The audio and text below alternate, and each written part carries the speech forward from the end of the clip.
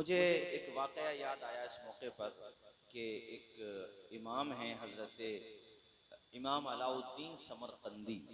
उन्होंने अपने घर की तरबियत देखता हूँ तो मुझे ऐसा लगता है जैसे हम लोग जो किताबों में पढ़ते हैं वो आपको देखना हो तो अपनी बस्ती में देख लीजिए। जो किताबों में पढ़ते हैं, जो हम और आप सोच भी नहीं सकते, पर्दे का ऐसा रिवाज और ऐसी तरबियत के उसका यहाँ नहीं दूर दूर तक उसकी कोई नज़ीर नहीं मिलती, उसकी कोई मिसाल नहीं मिलती। ये तो आप सब जानते हैं, कितनी बड़ी बात है आप सबके लिए। तो इमाम अबू बकर इमाम अलाउद्दीन समरकंदी ने ऐसी तरबियत की अपनी बेटी की, ऐसी तरबियत की कि वो सिर्फ कुरान मजीद को तजवीद की रियायत से पढ़ने में महारत नहीं रखती थी, सिर्फ नहीं, इसके अलावा उन्होंने अपने वालिदे माजिद की लिखी हुई किताब तुहफतुल फुक़हा ज़बानी याद कर ली थी। ज़बानी उसको लोग देख के नहीं पढ़ सकते, आम लोग नहीं, उलमा नहीं पढ़ सकते आसानी से, उसको हल करना आसान नहीं है, बगैर कुतुब के मदद के और असातिज़ा की मदद के उसको आप हल नहीं कर सकते। मगर उनकी बेटी फातिमा ने, फातिमा नाम था उनकी बेटी का, पूरी किताब समझ भी ली और पूरी किताब जहन में बिठा भी ली, अज़बर आप उसकी हाफिजा बन गई पूरी किताब की। अल्लाह ने ऐसा शोहरा दिया उनकी बेटी को, बाप का चर्चा तो था ही मगर बेटी को रब ने ऐसा शोहरा दिया कि समरकंद के जो खलीफा थे, यानी जो वजीर आजम कह लीजिए हमारी और आपकी भाषा में, यानी जो उस वक्त के प्रधानमंत्री थे, उन्होंने अपना रिश्ता भेजा और कहा मैं चाहता हूं कि आपकी बेटी के साथ मेरा निकाह हो जाए। मगर इल्म वाले इल्म की कदर जानते हैं, आपने रिश्ता ठुकरा दिया, कहा नहीं, मैं अपनी बेटी को महज इस बुनियाद पर एक जाहिल के हाथ में नहीं दे सकता कि वो एक बड़ी कुर्सी वाला है, वो इक़्तिदार वाला है। मेरी बेटी आलिमा है, मेरी बेटी फकीहा है, मेरी बेटी बेहतरीन कुरान मजीद की कारिया है, अपनी बेटी को एक जाहिल के हाथ में नहीं दे सकता। अल्लाह अकबर कबीरा। जानते हो मेरे साथियों, उनकी शोहरत का सूरज कहां तक पहुंच चुका था। समरकंद, बुखारा और आलम इस्लाम में अल्लाह ने उनकी बेटी को शोहरत दी थी कि इमाम अलाउद्दीन समरकंदी की बेटी की को अल्लाह ने बहुत जबरदस्त तफक्को अता फरमाया है। आपने एक मर्तबा अपने शागिर्दों के सामने ये मामला जिक्र किया। तलामिज़ा जानते थे बेशक, आपके एक शागिर्द हैं जिनका नाम है इमाम अबू बकर इब्ने मसूद यानी कासानी, जिनको इमाम कासानी कहते हैं। उन्होंने भी अपना पैगाम भेजा और कहा मैं चाहता हूं कि आपकी बेटी से, किसी को बीच में डाला, कहा हम चाहते हैं कि ये रिश्ता हो जाए। आपने फरमाया इमाम अलाउद्दीन ने कि अपनी बेटी का रिश्ता उसी के साथ करूंगा, अपनी बेटी का निकाह उसी के साथ करूंगा जिसको मेरी ये किताब ज़बानी याद हो जाए। यानी जिस तरह मेरी बेटी को ज़बानी याद है किताब, उसी तरह जिस आलिम को, जिस फकीह को ये किताब ज़बानी याद होगी। आसान काम नहीं था उस किताब को ज़बानी याद करना, समझ रहे हो कि नहीं। उन्होंने कहा ठीक है हजरत, कहा मुझे ये बताओ तुमने मेरी ये किताब कितनी समझी, तुहफतुल फुक़हा। और ये ऐसी किताब है, ये हमारे उलमाए ज़वील एहतराम जानते हैं कि अल्लामा शामी जैसा वक्त का अजीम फकीह, जिनकी जलालत इल्मी का झंडा आज भी फजलो कमाल की चोटियों पर लहरा रहा, अल्लामा शामी कहते हैं तुहफतुल फुक़हा की मिसाल नहीं मिलती है, ऐसी अजीम किताब है तुहफतुल फुक़हा। जानते हो वो किताब। आपने कहा बेटा तेरा रिश्ता मंजूर है, मगर तू मुझे ये समझा दे कि ये किताब तेरे समझ में कितनी आई है। और ये लिखित में समझा, तहरीर में तो उन्होंने उसकी शरह लिखी, यानी उसकी पूरी तफसील लिखी, उसकी जो सख्त इबारतें थी उसको सहल अंदाज में समझाने की कोशिश की। उसको हम लोग अहले इल्म की जबान में शरह कहते हैं। उन्होंने जब शरह लिखी तो कई जिल्दों में शरह तैयार हो गई, जिसका नाम है बदाइउस सनाए। आज भी फुक़हा की किताब आंखों का सुरमा है और उलमाए किराम उस किताब की तरफ रुजू करते हैं। जब ये शरह आपकी बारगाह में पेश हुई, आपने अपने शागिर्द के माथे को चूमा और कहा बेटे मैंने समरकंद के खलीफा का रिश्ता ठुकरा दिया था, मैंने बड़े बड़े अमीरों का रिश्ता ठुकरा दिया था, इसलिए कि उनके पास दौलत थी। तेरा रिश्ता मंजूर कर रहा हूं इसलिए कि तेरे पास इल्म की दौलत। इससे एक सीख मिलती है। वो सीख ये है कि रिश्तों के मामले में ताकीद नहीं हो, रिश्ता अगर मुनासिब हो तो कर देना चाहिए। दौलत की तरफ हम देखते हैं, इसकी वजह से रिश्तों में ताखीर होती है। देखो बेटियों से भी कितना इल्म फैलता है, उनके बारे में लिखा हो, हमारे उलमाए किराम जानते हैं, उनके बारे में लिखा है कि जब उनके घर पे इस तफ्ता मतलब सवालात आते थे कि इसका जवाब देना है, तो उसके नीचे मुफ्ती साहब दस्तखत करते हैं। जैसे जामिया में से आप फतवा लेकर के आएंगे तो उसके नीचे दस्तखत होता कि नहीं होता? बोलो होता कि नहीं होता? तो उसके नीचे दस्तखत होता था इमाम अलाउद्दीन समरकंदी का भी होता था, और बाज फतावा में उनकी बेटी का भी दस्तखत हुआ करता था। और कई दफा ऐसा हुआ कि बेटी के साथ साथ यानी बेटी का दस्तखत है, बाप का दस्तखत है और बेटी के शौहर का भी दस्तखत है, यानी तीनों का दस्तखत है। ये कैसा घराना है जिसके अंदर हर बंदा, और अल्लाह के करम से उनके घर में जो अल्लाह ने बेटी दी वो भी कितनी बड़ी आलिमा है, सुभान अल्लाह। ऐ अक्का शाहपुर के लोगों, गनीमत नगर और आसपास से आए हुए मेरे दीनी भाइयों, क्या तुम अपने घरों में ऐसा माहौल नहीं दे सकते जैसा माहौल मुजद्दिदुल असर नाबग़े रोजगार हजरत कारी हामिद अली साहब क़िबला ने दिया है कि अपने बेटों ही को ज़ेवर तालीम से आरास्ता नहीं किया है, बल्कि अपनी शहजादियों को भी कनीज़ाने फातिमा ज़हरा बनाया है। आप क्यों नहीं दे सकते ऐसा माहौल? उन्होंने ऐसे वक्त में ये इल्म का चिराग यहाँ पे रोशन किया जब पूरे खित्ते में दूर दूर तक आपको इल्म की खुशबू महसूस नहीं होती थी। उस दौर में उन्होंने इदारा कायम किया। ये जिम्मेदारी बनती है, ये ना सोचो कि ये उनका इदारा है, ये सोचो कि ये हमारा इदारा है। यहाँ पे हमारी बेटियां भी पढ़ेंगी, यहाँ पे हमारे बेटे भी पढ़ेंगे। ओ यार, अपने बेटों के हाथों में कलम दो। अभी बिरादर गिरामी हजरत मौलाना सरताज साहब आप पे जोर दे रहे थे कि बच्चों के हाथों में कलम दो। इल्म इल्म होता है। अरे इल्म के बगैर तो बादशाहों की गुत्थियां नहीं सुलझती हैं। वक्त के खलीफा हारून रशीद ने एक मर्तबा जज्बात में आकर के जुमला कह दिया, होश उड़ गया था उसका। हालांकि कितनी बड़ी दुनिया का वो हुक्मरान था, आधी दुनिया से ज्यादा आराजी पर, जमीन पर उसकी हुकूमत का फरारा लहरा रहा था। अपनी बीवी जुबैदा से कह बैठा कि शाम ढलने से पहले पहले अगर मैं अपने मुल्क की सरहद न छोड़ूं तो तुझ पे 3 तलाक हो पड़ जाए। निकल गया ज़बान से, 3 तलाक हो जाए। अब उसका मुल्क इतना बड़ा था कि कई महीनों तक सफर करो तब जाके, और फ्लाइट थोड़ी थी उस जमाने में कि यार अब फ्लाइट पकड़ लिए, ट्रेन पकड़ ली, कैसे शाम तक कैसे पहुंचे? ट्रेन से तो शाम तक भी नहीं पहुंच सकते, कैसे पहुंचे? अब वो जब उसको ख्याल आया यार बीवी तलाक से निकल जाएगी। अब देखो यहाँ पे दौलत काम नहीं आ रही है, शोहरत काम नहीं आ रही है, दबदबा काम नहीं आ रहा है, फौज के कमांडर इन चीफ काम नहीं आ रहे हैं, दुनिया का दिल दिमाग काम नहीं आ रहा है। क्या किया जाए? शाम ढलने से पहले पहले मैं अपने मुल्क की सरहद छोड़ नहीं सकता। सरहद नहीं छोड़ूंगा तो बीवी को छोड़ना पड़ेगा, वो निकाह से निकल जाएगी। चूंकि जबान से ये निकल गया कि सूरज डूबने से पहले अगर मैंने अपने मुल्क की सरहद को नहीं छोड़ा तो मेरी बीवी जुबैदा पे 3 तलाक पड़ जाए। अब क्या करे? बड़ा परेशान। उलमाए किराम के बारगाह में ये बात पहुंची। सारे उलमाए किराम ने अपने मरजा की तरफ रुजू किया, और उस दौर में जो मरजाए खलाइक था, मरजाउल उलमा था, मरजाउल फुक़हा था, मरजाउल मुतकल्लिमीन था। जानते हो वो कौन था? वो इमाम आजम का शागिर्द हजरत इमाम अबू यूसुफ। आपकी बारगाह में ये बात पूछी, आपने मुस्कुरा करके कहा, कहो खलीफा से, अरे तुम इख्तिदार की कुर्सियों पे बैठ के ये न सोचो कि हमारे बगैर तुम्हारा काम चल जाएगा। आज भी अगर तुम्हारा मामला अटका हुआ है तो इसको निकालने के लिए कोई वारिसे मुस्तफा चाहिए, कोई आलिमे दीन चाहिए। जाओ कह दो खलीफा से कि तुम्हारी बीवी को तलाक नहीं पड़ेगी। मुस्कुरा के बोलो ना यार, सुभान अल्लाह, जरा झूम के बोलो सुभान अल्लाह। तुम्हारी बीवी को तलाक नहीं पड़ेगी। वो बड़ा खुश हुआ, दौड़ा दौड़ा आया, का हुजूर कैसे आया है? किसी को भेजा। आपने फरमाया क्या कसम खाई है उसने? यही तो कि शाम तक अगर अपने मुल्क की सरहद न छोड़ी तो बीवी पे तलाक पड़ जाए। तो हम कह रहे हैं ना उसके मुल्क की सरहद छूट जाएगी, वो मस्जिद में चला जाए, इसलिए कि मस्जिद में ना उसकी हुकूमत है ना उसके बाप की हुकूमत है। मस्जिद खुदा का घर है, वहां उसका कुछ भी नहीं है। इसी तरीके से ईसा इब्ने मूसा ने एक मर्तबा ये कसम खा ली कि मेरी बीवी चांद से ज्यादा खूबसूरत न हो तो तलाक पड़ जाए।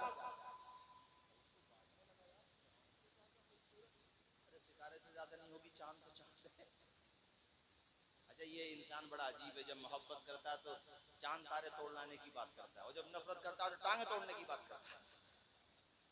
आपकी मुस्कुराहट तजर्बे का पता दे रही है। ये मौजूद तो खैर हमारे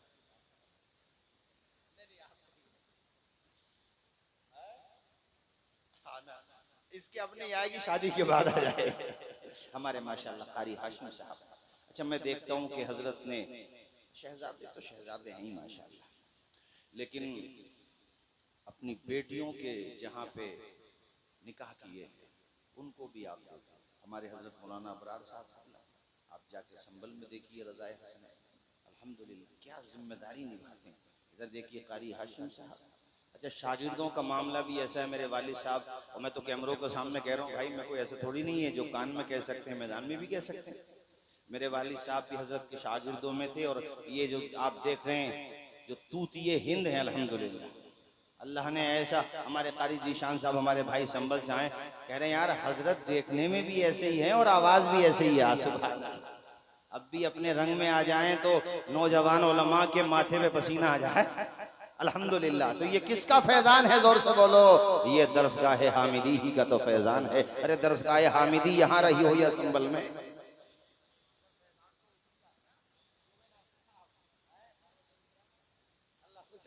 खूब बरकतें अता फरमाए, शादो आबाद रखे, मुस्कुरा के बोलिए सुभान अल्लाह। बीवी के बारे में क्या कह दिया, जोर से बोलें कि चांद से ज्यादा हसीना ना हो, चांद से ज्यादा जमीला ना हो, चांद से ज्यादा खूबसूरत ना हो तो तलाक पड़ जाए। अब होश आया बाद में, यार जज्बात में क्या निकल गया मुंह से, मेरी बीवी चांद से ज्यादा खूबसूरत तो नहीं है, बहरहाल खूबसूरत तो है मगर चांद से ज्यादा। अब क्या करें, बड़े बड़े लोग बैठे थे, दुनिया का दिल दिमाग था उसके पास, मगर क्या करें मसला कोई हल नहीं करता। उसकी परेशानियों को भी दूर किया है तो एक फकीह ने दूर किया है। उसने उससे मुस्कुरा करके कहा यार परेशान क्यों होता है, चल जा तेरी बीवी को तलाक नहीं पड़ेगी। हजरत कहां चांद और कहां मेरी बीवी, उसमें मोहब्बत में कहीं तो बैठा, मगर मुझे पता है वो चांद से ज्यादा हसीना थोड़ी है। उन्होंने कहा तेरे जुमले की तावील है हमारे पास, और वो कुरान मजीद की ये जो वाक़या मैं सुना रहा हूँ आपको, तफसीर कुर्तुबी में सूरह 3 की तफसीर में, और भी किताब मिल जाएगा। इमाम कुर्तुबी लिखते हैं कि फकीह ने कहा, फकीह वक्त ने कहा अरे सुनो जनाब, इस बात की तावील है हमारे पास, इसलिए कि कुरान में अल्लाह कहता है लक़द खलक़नल इंसाना फी अहसनी तक़वीम, हमने इंसान को सबसे हसीन सूरत में पैदा किया है। तो वो चांद से भी ज्यादा हसीन है। इस आयत की रोशनी में वो तूने यही तो कहा है चांद से ज्यादा हसीन ना हो, वो तेरी बीवी है हसीन चांद से ज्यादा। बोलो किसने मामला हल किया, अरे बोलो किसने हल किया, आलिम ने। तो इसलिए इन इदारों का बाकी रहना जरूरी है, इन मदरसों का जिंदा रहना जरूरी है, ताकि यहाँ पे इल्म हासिल करते रहो। इमाम शाज़िली लिखते हैं, फरमाते हैं कि एक मर्तबा में मस्जिद अक्सा में, मस्जिद अक्सा का नाम तो आप बहुत सुनते हो, देखते हो कि नहीं देखते हो, कैसा जज्बा अल्लाह ने वहाँ के लोगों को अता फरमाया। हम लोग तो सिर्फ बातें करते हैं, असल आपको देखना हो नबी के गुलाम तो उनको देखो आप, अल्लाह ने कैसा जज्बा अता फरमाया। तो मस्जिद अक्सा में इमाम शाज़िली कहते हैं मैं आराम कर रहा था, मेरी आंख लगी और बंजर जमी पे नूर की बरसात हो गई, ख्वाब में नबी से मुलाकात हो गई।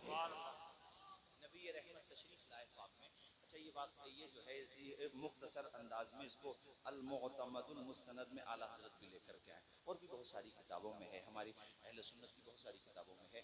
अब तफसील से ये है जो मैं बता रहा हूँ, इमाम शाज़िली कहते हैं मैंने ख्वाब में देखा अंबियाए किराम तशरीफ फरमा हैं, इतने में जाने आलमीन तशरीफ लाते हैं, रहमतुल लिल आलमीन तशरीफ लाते हैं।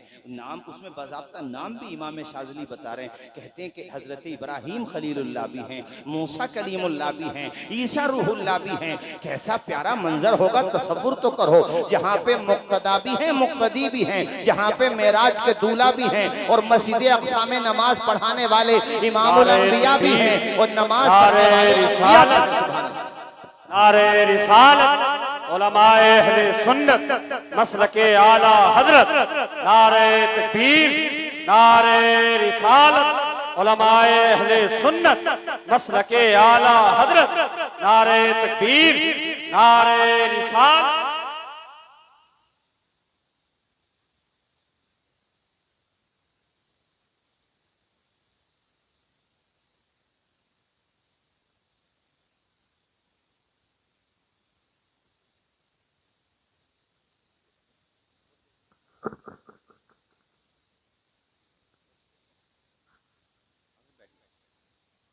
आप लोग बैठ जाइए, नहीं बैठ जाओ, सारे लोग बैठ जाओ। मुजव्विदुल असर, नाबग़े रोजगार, उस्ताजुल कुर्रा वल हुफ़्फ़ाज़, उस्ताजुल असातिज़ा हज़रत क़ारी हामिद अली साहिब क़िबला तालल्लाहु उम्रा वज़ीद मजदू हमारे और आपके दरमियान जलवाबार हैं। ये चिराग इसी तरह से रोशन रहे, ये गुलाब इसी तरह से खिलता रहे।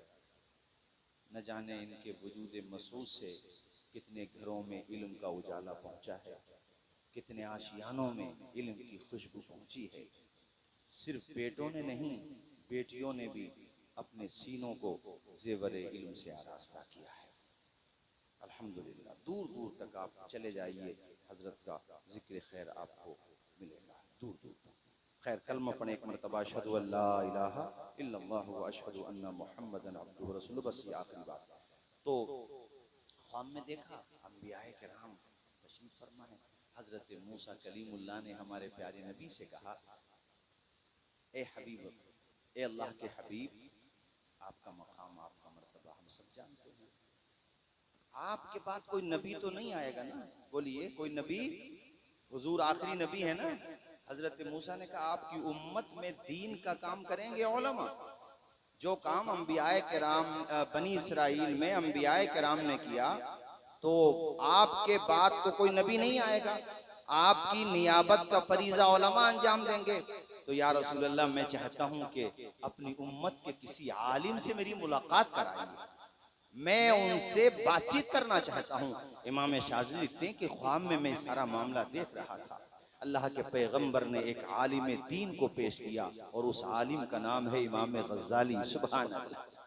अल-मुतवफ़्फ़ा 505 हिजरी पेश किया। हजरत इमाम गज़ाली हजरत मूसा कलीमुल्लाह के सामने अदब के साथ बैठे हुए हैं। हजरत मूसा ने कहा, ए बेटा अपना नाम बताओ, और उनसे कोई सवाल पूछा। इमाम गज़ाली ने एक सवाल के 10 जवाबात दिए। हजरत मूसा ने कहा, बेटा बात मैंने एक पूछी है तो जवाब भी एक ही दो, बात खत्म हो जाएगी। मगर आपने एक सवाल के बदले में 10 जवाबात दिए मेरे लाल। सवाल एक है तो जवाब भी एक दो। हजरत मूसा ने बहुत ही अदब के साथ गर्दन झुका के अर्ज किया, ए अल्लाह के कलीम, ए मूसा कलीमुल्लाह, रब ने भी तो आपसे सिर्फ एक ही बात इरशाद फरमाई थी, वमा तिलका बियमीनी का या मूसा, ए मूसा आपके हाथ में क्या है? आप कह देते ही आसाया, ये मेरा आसा है, बात खत्म हो जाती। मगर आप अपने जवाबात का सिलसिला दराज करते रहे हैं। आपने कहा, हिया आसाया अतवक्कउ अलैहा व अहुशु बिहा अला गनमी वलिया फीहा मारिब उखरा, ये मेरा आसा है, मैं इस पे टेक लगाता हूँ, अपनी बकरी के लिए, यानी अपनी बकरी के लिए दरख्त से चारा तोड़ता हूँ, उसको झाड़ता हूँ, और भी मेरे इससे बहुत सारे काम हैं। मूसा कलीमुल्लाह के लबों पे मुस्कुराहटों के गुलाब खिल जाते हैं। आपने कहा, बेटा जरा ये तो देख, शर्फे कलाम किससे मिल रहा था, मैं गुफ्तगू किससे कर रहा था? ए बेटा, मैं ये चाहता था कि खुदा से गुफ्तगू का सिलसिला यूं ही चलता रहे और मैं खुदा के कलाम के फैजान से माला माल होता रहूं, इसलिए मैं अपना कलाम बढ़ाता चला जा रहा था, जवाबात देता चला जा रहा था। हजरत इमाम गज़ाली ने कहा, ए अल्लाह के कलीम, आप खुदा से सिलसिले कलाम बढ़ाना चाह रहे थे और मैं खुदा के कलीम से सिलसिले कलाम बढ़ाना चाह रहा हूँ। मैं ये चाहता हूँ कि आपसे गुफ्तगू का सिलसिला बढ़ता रहे। सुभान नारे तकबीर, पेशानी चूम नारे रिसालत, पेशानी चूम ली उन्होंने नाज़िम साहब और कहा, या रसूल अल्लाह, मुझे अंदाजा हो, मैंने जान लिया कि आपकी उम्मत के उलमा की शान क्या है। इनका नाम इमाम गज़ाली है। इमाम शाज़िली कहते हैं कि ये ख्वाब में देख ही रहा था, इतने में किसी ने आकर के मेरे पाँव पे, इमाम गज़ाली, हाँ इमाम मोहम्मद जी जी जी, कहा इमाम शाज़िली ने कि मैं ख्वाब देख ही रहा था, मैं अचानक मेरे अंगूठे पे आके किसी ने मुझको जगाया, मैं उठा तो मैंने देखा सामने मस्जिद अक्सा के इमाम साहब खड़े हुए हैं और उन्होंने कहा बेटा उठो, नमाज का टाइम हो गया और यहाँ आजान हो रही है फज्र की। और फिर मैं जब बेदार हो गया तो इमाम ने कहा बेटा हैरत से मुझे क्या देखता है, जहां पर भी जलवा नजर आ रहा है, नूर नजर आ रहा है, आमना के लाल का सदका नजर आ रहा है। कहते हैं उसके बाद वो इमाम साहब भी फिर कभी मुझे दिखाई नहीं दिए। सुभान अल्लाह, क्या शान होती है इल्म की। इसलिए भाइयों मैंने आपसे अर्ज किया था कि इस मदरसे को खूब तरक्की देने की कोशिश करो यार। जेब की रकम क्या चीज है, अगर लहू के कतरों की भी जरूरत पड़ जाए तो हजरत के कदमों में ला करके पेश कर दो और कहो कि हमें अपनी बेटियां भी पढ़ाना है, बेटे भी पढ़ाना है। आपने जो इदारा कायम किया, अर्ज किया था मैंने उस दौर में जबकि यहाँ पर क्या था, हम तो आते तो उस जमाने में कश्ती चला करती थी, आज तो माशाल्लाह मर्सिडीज गाड़ियां दौड़ रही हैं अल्लाह के करम से। तो यहाँ पर उस जमाने में हजरत ने ये इल्म का चमन आबाद किया था। आखिरी बात तकरीर खत्म करता हूँ चूंकि फहरिस्त काफी तवील है। एक नाम है इमाम मुज़नी का। ये ऐसे अजीम मुहद्दिस हैं, जैसे हमारे वहाँ पर इमाम आजम के बाद इमाम अबू यूसुफ का नाम आता है, इसी तरह से शवाफे में इमाम शाफई के बाद इमाम मुज़नी का नाम आता है। ये इतने बड़े फकीह थे कि इनकी एक किताब बहुत मशहूर है जिस किताब का नाम है अल मुख्तसर। अल्लाह ने इस किताब को ऐसी शोहरत अता फरमाई कि एक दौर ऐसा भी गुजरा है जब बेटी वाले अपनी बेटियों को जहेज में अल मुख्तसर को दिया करते थे तोहफे में, और कहते थे बेटी घर पे जाकर के कुरान की भी तिलावत करना और अल मुख्तसर से अपने बच्चों को जेवर तालीम से आरास्ता करने की कोशिश करना। उस किताब का नाम अल मुख्तसर है। ये इमाम मुज़नी वो है मेरे साथियों। मैं आपसे अर्ज करता चलूं कि गरीब परवरी बहुत किया करते थे, यतीम बच्चों का बड़ा ख्याल किया करते थे और यतीमों से बड़ी मोहब्बत किया करते थे। एक मर्तबा एक यतीम बच्ची ने इमाम मुज़नी के लिए बारगाह खुदाबंदी में अपने हाथों को बुलंद किया था और कहा था या अल्लाह इमाम मुज़नी पर इतना करम फरमा, जहन्नम की आग भी हराम कर दे, दुनिया की आग भी हराम कर दे। और उसका असर यह हुआ कि दुनिया में जलते हुए अंगारों पे अपना हाथ रख दिया करते थे मगर आग उनके हाथ को नुकसान नहीं पहुंचाया करती थी। उनका नाम ये इल्म का फैजान होता है, इल्म की बरकत होती है। भाइयों आखिर में यही अर्ज करूंगा, आधी रोटी खा लो यार, फाका भी करना पड़े तो कर लो, मगर अपने बच्चों को आज हजरत की मिसाल आपके सामने देखो, शहजादे को पढ़ाया तो आज भारत का कोई गोशा है ऐसा, बोलो कोई गोशा है ऐसा जहां आपकी बस्ती का नाम ना पहुंचा हो? नहीं होगा, शायद कोई धोखे से रह गया होगा तो बात अलग है, इन्होंने तारीख न दी हो, वरना वो भी नहीं रहेगा। मणिपुरियम में घाले रह गया होगा शायद, उधर ना जाओ तो ठीक है, हालात ठीक नहीं है उधर के। बाकी तो अल्हम्दुलिल्लाह कोई खित्ता नहीं। बोलो ये किस चीज की बरकत है? आवाज नहीं आएगी जोर से, इल्म की बरकत है। आवाज आए किस चीज की बरकत है?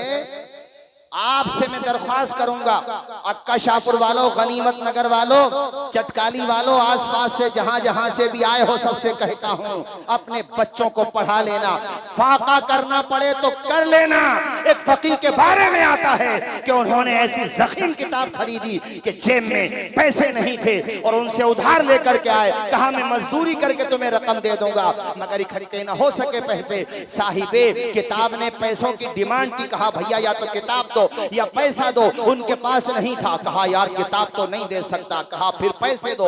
मकान की छत पे खड़े हो गए और छत पे खड़े होने के बाद ऐलान किया अपने मकान को बेच रहा हूं।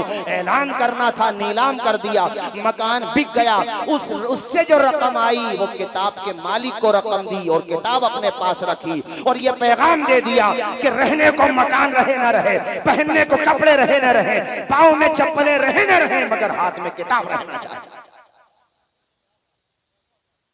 का नाम तबकातुल हनाबिला में सुनहरे अल्फाज में लिखा हुआ है। मेरे साथियों इल्म ऐसी चीज है, इसलिए अपने बच्चों को पढ़ाओ। ये कभी ना सोचो यार हम एक विलेज में रहते हैं, देहात में रहते हैं, क्या होगा। बात इल्म की आई मुफ्ती साहब तो अभी रिसेंटली, अभी मेरे ख्याल से एक हफ्ता भी नहीं गुजरा है, अभी यूपीएससी का एग्जाम आया, बात आई तो मैं एक इल्म के एतबार से बता रहा हूँ कि इल्म एक चीज होती है जो इंसान को इज्जत दिलाती है।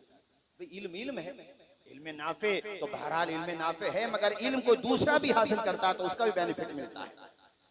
पवन कुमार नाम में लड़के का यूपीएससी एग्जाम निकाला, अभी पत्रकार उसके घर पे पहुंचे तो घर पे हजरत उसके घर पे छप्पर पड़ा हुआ है घर पे।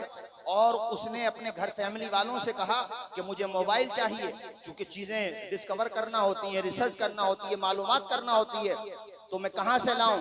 तो उसके घर पे उसकी बहन ने, उसकी माँ ने और उसके वालिद ने, तीनों ने मेहनत की, मजदूरी की, तब जाकर के 3 या 4 हजार रुपए जमा हुए। तो उन 3-4 हजार रुपए में सेकंड हैंड मोबाइल उसने लिया। कितनी मेहनत की होगी उसने। और आज देखो जब यूपीएससी का रिजल्ट आया है, बड़े बड़े मिनिस्टर उसके घर पे जाकर के उसकी मेहनत को सैल्यूट कर रहे हैं। ये एजुकेशन की पावर होती है, ये तालीम की पावर होती है। आज कितने अफसोस की बात है, जिला मुरादाबाद में आप तलाश कर लीजिए, किसी कम्युनिटी की बात नहीं कर रहा हूं मैं, मगर बात आ गई तो कह रहा हूं, मुझे बताइए कि आपकी पूरी बस्ती में एक भी दरोगा है, एक भी हमारे पास एडवोकेट है? अरे ये तो एहसान है उलमा का कि इन्होंने अल्हम्दुलिल्लाह घर घर में अहले इल्म पैदा कर दिए, उलमा पैदा कर दिए। मगर कभी कभी संवैधानिक ये सियासत की कुर्सियों पे बैठने वालों से भी तो हिसाब लो कि हमारे उलमा ने तो मदरसे बनाए, क्या तुमने भी हमारी बच्चियों के लिए स्कूल बनाए, हमारे बच्चों के लिए स्कूल बनाए? मगर तुम इसी में खुश हो के नेताजी हमारे घर पे आ गए, दावत खा गए, फोटो खिंचवा के, बात खत्म। अब इन बातों से क्या होता है?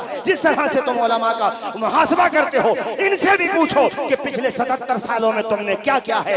अरे आटे में नमक के बराबर तादाद है ऐसे लोगों की जिन्होंने बच्चों के हाथों में कलम देने का काम किया है। और याद रखना, मरने के बाद नाम उन्हीं का जिंदा रहेगा जो दुनिया में कुछ काम करके जाएगा, वरना तो बड़े बड़े राजे रजवाड़े आए, अरे हमारे मुगल भी आए, किसका नाम जिंदा है? चंद ही का तो नाम जिंदा है, लेकिन जिन्होंने इल्म फैलाया उनका नाम 812वां उर्स था गरीब नवाज का।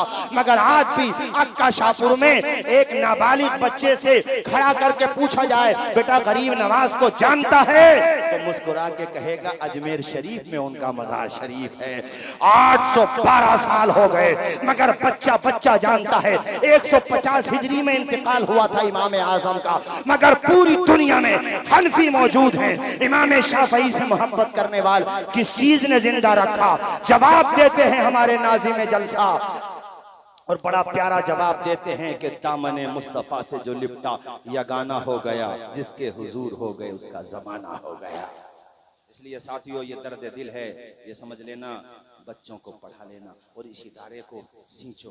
अरे मुफ्ती साहब हजरत की तरफ से ये मैं 2 मिसरे कह दूं, फिर मैं अपनी तकरीर खत्म करता हूँ कि सींचा है, हजरत की तरफ से कह रहा हूँ। ये आप देखिए माशाल्लाह, मेरे ख्याल से मस्जिद है ना, ये मस्जिद है और ये जगह भी मदरसे ही की जगह है, मदरसे ही की जगह। किस तरह से मेहनत की होगी। पहले बरसात में यहाँ पानी आ जाता था, पानी के साथ मछलियाँ भी आ जाती थी, कितनी दफा तो फसलें हमारी डूब जाती थी, मगर उस दौर में भी हजरत ने, आज तो माशाल्लाह खैर, अल्लाह का शुक्र है, अल्लाह ने ऐसे शहजादे अता कर दिए। बहरहाल बड़ी अल्हम्दुलिल्लाह सपोर्ट है अल्लाह के करम से। और मैं ये कहूँगा कि ये सब है हजरत ही की दुआओं का समरा और हजरत के शहजादों की वालदा की दुआओं का सदका, बहनों की दुआओं का सदका। भाइयों, मैं हजरत की तरफ से ये शेर कह दूं फिर तकरीर खत्म करता हूँ। सींचा है इसे खून से हम तृष्णा लबों ने, तब जाके इस अंदाज का मैखाना बना है।